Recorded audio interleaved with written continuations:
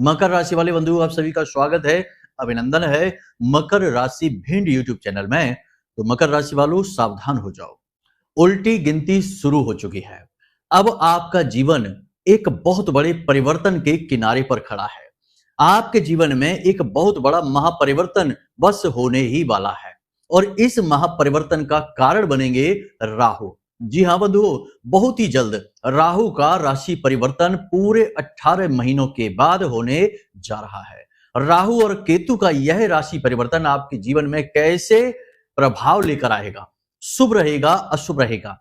यदि यह अशुभ रहेगा तो इसके संकेत क्या हैं, और यदि यह शुभ रहेगा तो इसके संकेत क्या हैं?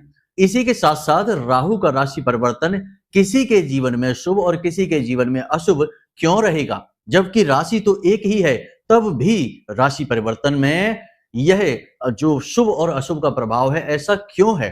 तो आपकी कुंडली के अनुसार हम कुछ विशेष सूत्रों के आधार पर आपको बताएंगे कि आप कैसे जानेंगे कि राहु आपके लिए शुभ है या अशुभ है। बड़े ही सरल सूत्रों के आधार पर हम आपको समझा देंगे, आप आराम से यह बात जान जाएंगे। इसी के साथ साथ कुछ बहुत ही महत्वपूर्ण संकेत भी आपको हम बताएंगे। इन संकेतों के आधार पर भी आप जान जाएंगे कि आने वाला समय आपको ऊपर उठाएगा या और ज्यादा नीचे आपको गिरा देगा। जी हाँ बंधुओं, आज का यह जो कार्यक्रम है यह आपके जीवन के लिए बिल्कुल प्राण वायु के समान है, क्योंकि समय जो आने वाला है यह अपने अंदर कुछ छुपाकर बैठा है, कुछ अशुभ या फिर कुछ शुभ। आपको पूर्व अनुमान होना बेहद आवश्यक है। जो भी व्यक्ति आज इस कार्यक्रम को पूरा देखेगा वह निश्चित तौर पर आने वाले समय में बेहद सुखी होने वाला है, खुश रहने वाला है, दुखों से मुक्ति प्राप्त करने वाला है। और इसका ठोस कारण है हमारे पास, क्योंकि आप राहु को अपने अनुकूल बना लेंगे और राशि परिवर्तन करके राहु आपको माला माल बना देंगे। यदि आपकी कुंडली में राहु शुभ है तब तो आपकी चांदी ही चांदी है, और यदि अशुभ भी हैं तब भी इस कार्यक्रम के अंत में हम आपको कुछ ऐसे महाशक्तिशाली उपाय बताने वाले हैं जिन्हें आप करने से राहु आपके 100% अनुकूल हो जाएंगे। एक बात याद रखना कि राहु सहचर्य से फल देते हैं। राहु किस भाव में बैठे हैं, किस ग्रह के साथ बैठे हैं और किस तरफ अपनी दृष्टि डाल रहे हैं, इस पर ही यह निर्भर करता है कि राहु आपको शुभ फल देंगे या अशुभ फल देंगे। तो ऐसे में आप ये नहीं कह सकते कि एक ही राशि होने के बाद सबको अलग अलग फल कैसे राहु देंगे। कहने का मतलब यह है कि आज का यह जो कार्यक्रम है यह आपके आने वाले समय की पूरी भूमिका तय करने वाला है। समझदार को इशारा ही काफी होता है, बाकी जो भटक रहे हैं उन्हें भटकने दो। जिन्हें सचमुच में ज्ञान की तलाश है, जो सचमुच में बदलाव की उम्मीद और आसरे बैठे हुए हैं, उनके लिए यह कार्यक्रम बहुत ही ज्यादा सटीक, ज्ञानवर्धक और श्रेष्ठतम होने वाला है। पूरे YouTube पर इससे बेहतरीन कार्यक्रम आपने आज तक नहीं देखा होगा। और एक बात याद रखना, जैसे हम हर बार कहते हैं कि जब कोई भी समाधान समय रहते प्राप्त हो जाता है तो उसका महत्व कई गुना बढ़ जाता है। जैसे कि कोई बीमार है और उसे दवा मिल जाती है तो उस दवा का महत्व कई गुना बढ़ जाता है, बजाय इसके कि सामने वाले व्यक्ति की बीमारी लाइलाज हो जाए और इतनी ज्यादा बढ़ जाए कि फिर दवाइयां भी असर न करें, फिर दवाई का कोई महत्व नहीं। इसीलिए आज का यह जो कार्यक्रम है यह बिल्कुल समय के अनुकूल है, महामाई की कृपा के रूप में आपके पास आया है। इसे ठुकराना, इसकी अनदेखी करना, सीधे सीधे अपने जीवन में दुख तकलीफों को आमंत्रित कर लेना है। हम आपको वह श्रेष्ठ ज्ञान देने जा रहे हैं जो आपसे लोग पैसे लेकर देंगे, कोई भी मुफ्त में नहीं देगा, क्योंकि आज का समय व्यापारिक समय बन चुका है। यहां भाई भाई को सलाह नहीं देना चाहता जब तक कि उसका कोई लाभ ना हो। तो फिर कैसे लोग आपको यूं ही मुफ्त में श्रेष्ठतम ज्ञान देंगे, फालतू की बातें ही बताएंगे। लेकिन हमारा विषय अलग है। हम माई की सेवा करते हैं, उन्हीं से आस करते हैं, उन्हीं से उम्मीद लगाते हैं और उन्हीं के चरणों में पड़े रहते हैं। तो हम जो भी बातें आपको बताएंगे वो केवल और केवल माई के भाव और भक्ति के अनुरूप उन्हीं को समर्पित करते हुए बताएंगे। तो यह एक तरीके का ज्ञान का दान है जो हम आपको देने जा रहे हैं। तो हमारा भाव अलग है, हमारी कार्य करने की शैली अलग है। इसलिए आप यहाँ माई के धाम पर भरोसा कर सकते हैं, महामाई पर भरोसा कर सकते हैं। याद रखना कि यह जो कार्यक्रम है यह महामाई के धाम से ही प्रसारित हो रहा है आप लोगों के जीवन के उद्धार के लिए। तो चलिए बंधु, उम्मीद करते हैं कि आप हमारी बातों को समझ रहे हैं और अंत तक कार्यक्रम में जरूर ठहरना, क्योंकि हम आपको बताएंगे सटीक उपाय जो 100% राहु को 100% अनुकूल करने वाले हैं। राहु के व्यवहार को समझते हुए, यूं ही नहीं कि उठा के कोई भी आपको बता दी हमने रेमेडी, काम करे या ना करे नहीं पता, नहीं, ग्रह का उपाय ग्रह के स्वभाव को समझते हुए करवाया जाए तब वह कारगर होता है। जी हाँ, तो बस वही आपको हम बताएंगे, तो अंत तक जरूर ठहरे रहना, ठीक है। तो चलिए अब कार्यक्रम को शुरू करते हैं। महामाई का नाम लेते हुए, जयकारा लगाते हुए कमेंट बॉक्स में पूरे भक्ति भाव के साथ लिख डालिए, जय मां भद्रकाली कृपा करो। महामाई निश्चित तौर पर कृपा करेंगी, कर चुकी हैं, तभी यह कार्यक्रम आप तक पहुंचा है। और यदि भाव गहरा है महामाई के लिए तो कमेंट बॉक्स में लिख देना कि मैं भी माई के परिवार का हिस्सा हूं। बड़े सौभाग्य की बात है कि महामाई के परिवार का हिस्सा बनने का इतना सरल अवसर आपको प्राप्त हो रहा है, इसे जाने नहीं देना। तो चलिए बंधु, अब अपने मूल विषय को प्रारंभ करते हैं। प्यारे मित्रों, हमारे अत्यंत प्रिय और परम पूज्य अमिताचार्य जी के पास मां बगलामुखी और मां भद्रकाली की साधनाओं का वर्षों का अनुभव है और माता रानी की इनके ऊपर पूर्ण कृपा और सिद्धि है। आचार्य जी ने अपने सटीक कुंडली विश्लेषण और श्रेष्ठतम उपायों के माध्यम से हजारों लोगों के जीवन को खुशियों से भरा है। आचार्य जी का कुंडली विश्लेषण और उपाय करवाने का तरीका इतना अद्भुत है कि जीवन के हर एक दुख और कष्ट का कारण जड़ से ही समाप्त हो जाता है। फिर समस्या चाहे जैसी भी हो, कर्जा बहुत बढ़ गया हो, व्यापार चल नहीं रहा हो, बीमारियों में आप बर्बाद हो चुके हो, रिश्तों में प्रेम समाप्त हो चुका हो, या फिर नौकरी ही ना मिल रही हो, विवाह में देरी होती हो, कैसी भी समस्या हो, इन समस्याओं का कारण क्या है, कौन सी महादशा परेशान कर रही है, कौन सा दोष लगा हुआ है, सब कुछ आचार्य जी इतना सटीक बताते हैं कि वर्षों वर्ष के दुख कुछ ही दिनों में समाप्त हो जाते हैं। अगर आपके जीवन में भी कोई ऐसी संकट की घड़ी है तो यही सही समय है जब आप पूज्य आचार्य जी के हाथों से अपनी कुंडली का विश्लेषण करवाएं और वर्षों से चल रहे दुखों और संकटों के इस चक्र से बाहर निकल जाए। प्यारे मित्रों, अभी वीडियो में दिए गए नंबरों पर फोन करिए और अपनी कुंडली का श्रेष्ठतम आकलन करवा डालिए। जिंदगी बदलने का ये सबसे बड़ा मौका हाथ से मत जाने दीजिएगा। जय माई की, महामाई आपका कल्याण करे। जैसा कि आप सभी जानते ही हैं कि 18 मई को राहु और केतु राशि परिवर्तन करने वाले हैं।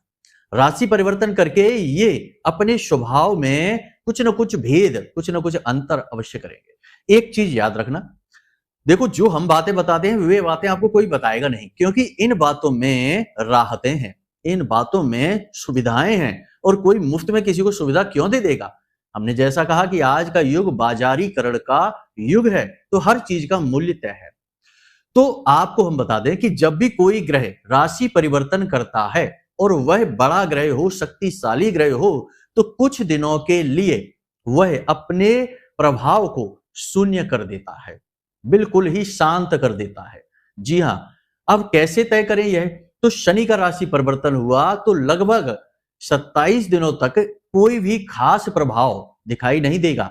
जैसे कि किसी की 7.5 हट गई तो 27 दिनों तक कोई राहत नहीं, जैसा है वैसा ही रहेगा। 27 दिनों के बाद इसका प्रभाव दिखेगा।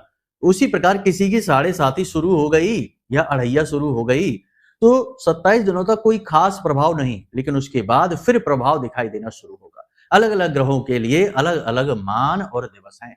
इसी प्रकार राहु की बात की जाए तो 7 दिनों तक कोई खास प्रभाव दिखाई नहीं देगा, ना तो पॉजिटिव और ना ही नेगेटिव, लेकिन उसके बाद फिर तेजी से प्रभाव दिखाई देने शुरू होंगे। तो जो प्रभाव हैं राहु के, वे अच्छे रहेंगे या बुरे रहेंगे, ये निर्भर करेगा कि राहु की आपकी कुंडली में, आपकी जन्मपत्री में क्या स्थिति है, शुभ स्थिति है या अशुभ स्थिति है। फिलहाल हम आपको बताते हैं कुछ ऐसे संकेत जो आपको पिछले कुछ दिनों से दिखाई देने शुरू हो चुके हैं। देखिए कि जब कोई बड़ा परिवर्तन होने वाला, जैसे सुनामी आने वाली होती है, तो सागर कुछ पीछे हट जाता है, किनारों को छोड़ देता है, ये सुनामी के आने का संकेत है। उसी प्रकार यदि बहुत तेज बड़ा तूफान आने वाला है तो कुछ समय पहले बहुत शांति छा जाती है। जैसे कि दिन निकलने वाला हो तो घोर अंधकार छा जाता है। तो ये प्रमाण होते हैं, इनसे पता लगता है कि अब समय परिवर्तित होने वाला है। उसी प्रकार राहु की वजह से आपका समय परिवर्तित होने वाला है, शुभ या अशुभ ये अलग बात है। इसके संकेत प्रमाण आपको कुछ दिन पहले से ही दिखाई देने शुरू हो चुके हैं। अब कोई बताए तब तो आपको समझ में आए। तो ध्यान से सुनिए कौन से हैं वो संकेत और प्रमाण। इनमें से यदि कुछ भी मिल जाते हैं, हम आपको 5 संकेत प्रमाण बताएंगे। यदि इनमें से आपको 3 भी मिल जाते हैं, 2 भी मिल जाते हैं, तब भी समझ लेना कि प्रभाव राहु का आपके ऊपर अनुकूल नहीं है, प्रतिकूल प्रभाव पड़ने वाला है राशि परिवर्तन का। जी हाँ बंधु, तो उपाय भी बताएंगे, चिंता की कोई बात नहीं है, डरने की कोई बात नहीं है। बिल्कुल ठंडे दिमाग से कार्यक्रम को देखिए। सबसे पहले करते हैं पहला संकेत। तो राहु क्या है? राहु केवल उसके पास बुद्धि है, सिर है, शरीर तो है नहीं। तो इसका पूरा प्रभाव इंसान की बुद्धि पर पड़ता है। उसका मन भटकने लगता है, अंधकार में भटकने लगता है, कंफ्यूजन की स्थिति आ जाती है, भ्रम की स्थिति उत्पन्न होने लगती है। उसे अच्छे बुरे का भेद समझ में नहीं आता है, अपने परायों में भी वह भेद नहीं कर पाता है और अपने प्रेमी जनों से ही झगड़ा कर लेता है। तो यदि आपके जीवन में ऐसा हो रहा है कि पिछले कुछ समय से आप किम कर्तव्य विमूढ़म की स्थिति में हैं, यानी कंफ्यूजन की स्थिति में बैठे हैं और कुछ समझ नहीं पा रहे हैं कि क्या करें, कहां जाएं, किस काम को शुरू करें, किस काम का अंत करें, जो अभी कर रहे हैं इसे आगे बढ़ाएं या रोकें। प्रेम संबंधों में भी तनाव की स्थिति आ चुकी है, परिवार में भी स्थिति तनाव की आपके साथ बन रही है और आप लगातार कंफ्यूज रह रहे हैं, सोच सोचकर परेशान है, लेकिन क्या सोच रहे हैं ये ही नहीं पता चल पा रहा है। तो ऐसी स्थिति में समझ लीजिए कि राहु आपके लिए नेगेटिव हो रहा है ही, और आपके लिए यह शुभ नहीं होने वाला, आपकी स्थिति और ज्यादा बिगाड़ देगा। तो सावधान हो जाना है। दूसरा संकेत आपको बताते हैं कि राहु मान सम्मान कम करने के लिए जाना जाता है। तो यदि पिछले 5 से 7 दिनों से ऐसा कुछ हो रहा है आपके जीवन में कि आपका मान कम होता चला जा रहा है, आपकी इज्जत कम होती चली जा रही है, कुछ ना कुछ ऐसा हो जाता है कि अपने हो या पराये हो, आपकी बेइज्जती कर देते हैं, आपका अपमान कर देते हैं, या आपको खुद को ऐसा महसूस होता है कि लोग जानबूझकर कुछ ऐसा कह सुन रहे हैं कि वह आपको अपमानित करा रहा है, तो समझ जाइए कि यह अच्छा संकेत नहीं है, यह आपको परेशान करने वाला है। तीसरा संकेत ध्यान से समझिए, राहु और केतु दोनों बिल्कुल ऑपोजिट ग्रह हैं। राहु जहां दिमाग पर, वहीं केतु आपके शरीर पर प्रभाव देता है, आपकी आदतों पर प्रभाव डालता है, और धर्म में आपकी रुचि केतु बढ़ाता है और राहु हटाता है। तो अब हो ये रहा है कि पिछले 5 से 7 दिनों से यदि आपको भगवान की पूजा पाठ करने का मन नहीं होता, भगवान में विश्वास कम होता जा रहा है, धर्म में विश्वास कम होता जा रहा है, जब भी धर्म कर्म की बात चले तो आपको क्रोध आने लगता है, मन में गुस्सा भड़कने लगता है, अजीब सी नकारात्मक स्थिति बन गई है, ना तो आप भगवान का नाम लेना पसंद करते हैं और भगवान से शिकायतें भी कर रहे हैं कि आपके जीवन में जितनी भी परेशानी है उसका कारण भगवान है। क्यों भगवान ने आपको इतना परेशान कर दिया, क्यों दुख में डाल दिया, क्यों ये कर दिया, वो कर दिया, इस तरीके की चीजें। यानी भगवान के प्रति अरुचि, भगवान का विरोध, धर्म का विरोध यदि मन में उत्पन्न हो रहा है तो 100% राहु आपका अनुकूल नहीं है। इसे अनुकूल करने की जरूरत है, वरना आप बहुत ज्यादा परेशान हो जाएंगे आने वाले समय और काल में। चौथा संकेत पहचानिए कि आपके घर में यदि कोई पालतू जानवर है और वह बहुत ज्यादा बीमार हो जाता है या उसकी मृत्यु हो जाती है तो 100% राहु प्रतिकूल है, आपको कुछ करने की जरूरत है। अंत में एक बड़ा संकेत आपको बताते हैं कि आपकी संगत में कुछ ऐसे लोग आ गए हैं या आप ही ऐसी किसी संगत में जाकर बैठ गए हैं जहां शराब पीना, मांसाहार करना, दूसरों का अहित करना, उल्टे सीधे काम धंधे जैसे सट्टेबाजी है, जुआ है, या लोगों को ठगने के इरादे से लोग बैठते हैं और ऐसे काम करने में रुचि लेने लगते हैं, एक दूसरे की चुगलियां करते हैं, दूसरों का हद से ज्यादा मजाक उड़ाते हैं, मानहानि करने की कोशिश करते हैं। ऐसे लोगों के साथ आपकी संगत पिछले कुछ दिनों से हो गई है और आपको उनके साथ अच्छा लगने लगा है, तो समझ जाइए कि राहु आपका अच्छा नहीं है, आपका बेड़ा गर्क होने वाला है, आपको सावधान रहने की जरूरत है। कुछ अच्छे संकेत भी हैं, यदि ये आपको मिल रहे हैं तो आपको बहुत खुश हो जाना है। अचानक से आपका कोई काम बन गया है, अचानक से आपका मन बिल्कुल साफ क्लियर हो गया है और आपको समझ में आने लगा है कि आपको करना क्या है।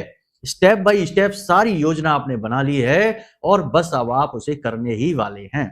अचानक से आपके संबंध मधुर होने लगे हैं, लोग आपसे प्रभावित होने लगे हैं, आपकी बात, आपकी शैली और आपके बात करने के तरीके से लोग आपकी ओर आकर्षित होने लगे हैं। और यदि आप अपने आत्मबल को बढ़ाने लगे हैं, यानी कि योग प्राणायाम करने लगे हैं, कसरत करने लगे हैं, अपने स्वास्थ्य पर ध्यान देने लगे हैं, मन आपका अच्छा रहने लगा है, ऊर्जावान रहने लगा है, तो राहु आपका बहुत अच्छा है, आपकी चांदी ही चांदी होने वाली है। तो ये कुछ संकेत हैं जो अच्छे बुरे हैं, जो आपको पहले ही मिल रहे हैं। अब आप हमें कमेंट करके बताना और खुद ही अंदाजा लगाना कि आपके जीवन में क्या चल रहा है और आपको अब क्या समझना चाहिए। यहां तक आपने सारी चीजें समझ ली। अब बात करते हैं आपकी कुंडली में राहु शुभ है या अशुभ है, क्योंकि उसी के आधार पर फिर आगे हम चर्चा करेंगे उपायों के विषय में। बंधुओं, एक एक पॉइंट बहुत ही महत्वपूर्ण और बारीकी से हम आपको बता रहे हैं, समझना बेहद आवश्यक है। तो अब अपनी कुंडली आप खोलिए। यदि आपके पास बनी रखी है तो बहुत ही अच्छी बात है, नहीं बनी रखी है तो चिंता ना करिए, हमने नंबर वीडियो में दे रखे हैं, इन नंबरों पर फोन करिए और अपनी कुंडली बनवा लीजिए और हम खुद ही आपको गाइड कर देंगे कि आपका राहु या अन्य कोई ग्रह शुभ है अशुभ है, कुंडली में क्या दोष है और उनके क्या श्रेष्ठतम निवारण होंगे आपकी कुंडली के अनुसार। सारी बातें आपको स्पष्ट बताएंगे ही कुंडली का आकलन करेंगे। तो आप उसके लिए संपर्क कर सकते हैं हमसे, नंबर हमने दे रखे हैं कार्यक्रमों में, ठीक है। खैर, आपने अपनी कुंडली खोली तो अब सबसे पहले ये देखिए कि आपकी कुंडली में जैसे पहला भाव है ऐसे कुल 12 भाव हैं, ऐसे गोलाई में चलते हैं, ठीक है। तो आपको यह देखना है कि आपकी कुंडली में जो ग्रहों की स्थिति है उनमें राहु किस भाव में बैठा है। यहां से गिनना शुरू करेंगे। ऊपर जो फर्स्ट में पहला है भाव घर, उसे हम भाव कहते हैं, खाना जो बना हुआ है, वहां से गिनना शुरू करेंगे 1 2 3 4। तो यदि पहले भाव में राहु बैठा है तो राहु बिल्कुल अच्छा नहीं है। यदि चौथे में बैठा है तब भी बिल्कुल अच्छा नहीं है, 7वें में बैठा है तब भी बिल्कुल अच्छा नहीं है, 8वें में, 9वें में, 11वें में और 12वें में बैठा है तो राहु बिल्कुल अच्छा नहीं है, आपको हानि पहुंचाने वाला है, ठीक है। ये तो बिल्कुल साधारण सूत्र है, लेकिन यहां पर भी फेर हो सकता है। ये सबसे साधारण और बहुत ही मोटा सूत्र है, लेकिन ये सूत्र के अनुसार भी राहु अशुभ या शुभ हो सकता है। ये तो एक नजर में देखने वाली बात हो गई। अब दूसरा सूत्र देखिए, आपकी कुंडली में बुध और शुक्र कैसे बैठे हैं। यदि आगे के भाव में बुध बैठा है और पीछे के भाव में शुक्र बैठा है, मान लेते हैं कि बुध बैठा है चौथे भाव में, आपकी मां का भाव है यह, और शुक्र बैठा है तीसरे भाव में या दूसरे भाव में, यानी आपके धन के भाव में, तो आपका राहु बहुत ही अच्छा है, आपको कभी अशुभ फल नहीं देगा, चाहे कहीं भी कुंडली में बैठा हो। दूसरा, यदि आपकी कुंडली में बुध और शुक्र दोनों एक साथ बैठे हुए हैं, कहीं पर भी बैठे हो, किसी भी भाव में बैठे हो, तो आपका राहु शुभ है, बहुत अच्छा है, आपको हमेशा अच्छे फल ही देगा, ठीक है। तीसरा, यदि आपकी कुंडली में चंद्रमा और मंगल की युति बन रही है, यानी चंद्र मंगल एक ही भाव में बैठ गए हैं, तो भी आपका राहु बहुत अच्छा है। तो ये 3 विशेष सूत्र हैं जो आपके हमने शुभ राहु के लिए बताए। अशुभ राहु की भी बात कर लेते हैं। यदि आपकी कुंडली के 11वें भाव में, जो आपकी आय का भाव है, आमदनी का भाव है, वहां गुरु बैठे हैं, तो आपका राहु अशुभ हो जाता है।